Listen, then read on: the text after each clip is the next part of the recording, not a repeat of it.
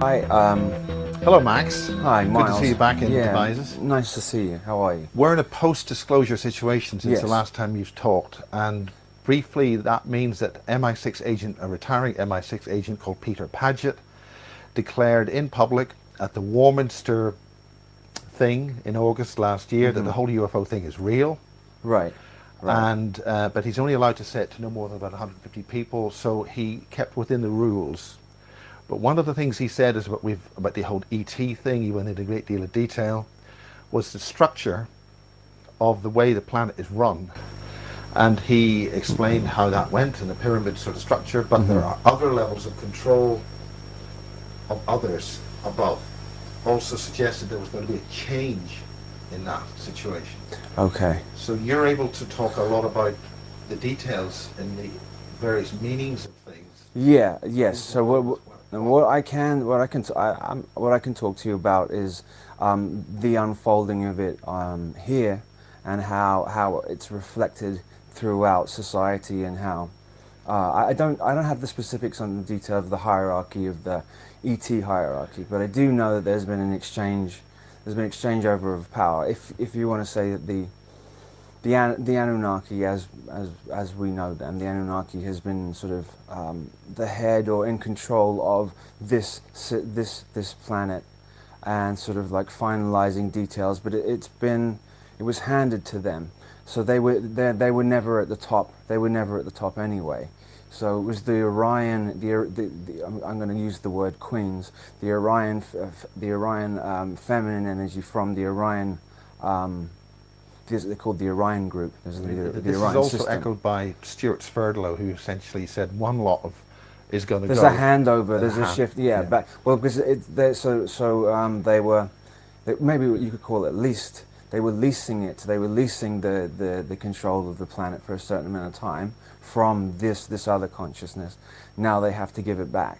Now, this was discussed at the Secret Space Program conference near Austin in Texas. Okay, I didn't know that. And they mentioned about contracts. Mm. If humanity was able to get its act together and renegotiate the lease, Right.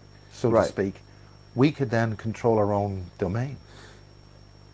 We've handed over our power, though. We've handed over our power to these people for the longest time, anyway. So it's not. It's. I don't think it's really in our hands to be able to negotiate anything very much if we've handed over our power to them. It's about understanding why we did that in the first place, and understanding how this reality is created and built, and having an understanding of that, and understanding that the subconscious is what creates this reality. The reason why I'm suggesting this about this handover of power, because and about the lease that you're talking about, is there's a premise, there's a possibility at this time, whether it is a possibility, not another one or not, but we could essentially take control of the situation before the next lot get back in. Right now, I'd gone into talking about the reality and Yes. how reality is Yeah. being made, and that's sort of where Okay. I'm at to talk about.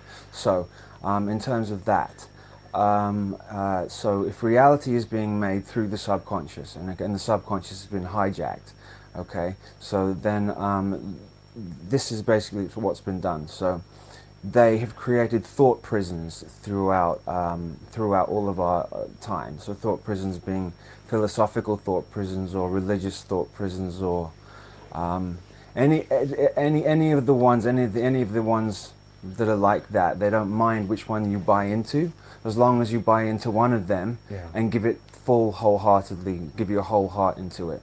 Because essentially, like I've been trying to work on at the moment and explain, that this is a war on the human heart, and Earth is the final part of multiple other planets that this has been done to, and Earth is the heart center place. So they're trying to take control of the Earth because it's the heart, and by the way to do that is attack innocence. And the first thing you're going to do if you're going to take over a planet is you want to take away the strongest male energy. Yeah. So that's been done very calculatedly, especially over the 20th century, with the inversion the inversion of the original Baphomet. The original Baphomet, I think we were talking to you about this earlier, wasn't an androgynous goat of Mendes pointing as above, so below like that at all. But Eliphas Levi then created this goat to show what it would be to externally create a male and female in one body, to have an androgynous being that way. And I think I've talked about the Mona Lisa being sort of the same thing. It never made any sense to me why that particular picture or that particular painting was the most famous painting in the world. Why? Yes, Why? that's It's one of It's the- not a fantastic painting. Yeah, that's the mystery about why is it a mystery. And then so you have Mona, and in Freemasonry they use the word Mona a lot because it's Ammon. It's an anagram for Ammon, and then Lisa, or it would be in Italian it would be El Isa, which is Isis. So it's like the union of Ammon Ra and Isis into one body. That's what the Baphomet is. The goat that they're always showing, that imagery that Eliphas Levi painted and created. So to take out the planet, first of all, they need to take away the strong males of the planet.